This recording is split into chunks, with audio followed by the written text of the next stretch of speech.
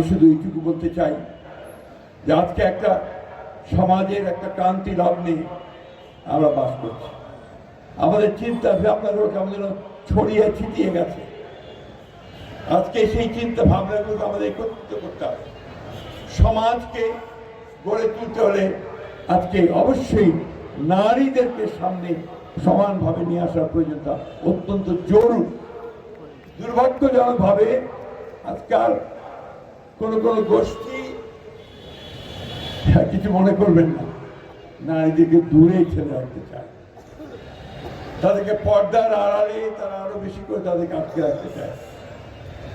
আমরা মনে করি যে নারীদের অংশগ্রহণ প্রতিটি ক্ষেত্রে, উন্নয়নের ক্ষেত্রে, রাজনীতির ক্ষেত্রে, সমাজ সংস্কারের ক্ষেত্রে অগ্রণী ভূমিকা পালন করা উচিত।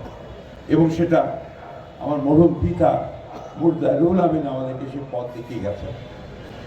আজকে আমি তার বিদেহী আত্মার মাগফিরাত কামনা করছি, তার প্রতি গভীর শ্রদ্ধা নিবেদন করছি এবং আপনাদের প্রতি আবার আমার কৃতজ্ঞতা শ্রদ্ধা জানাচ্ছি।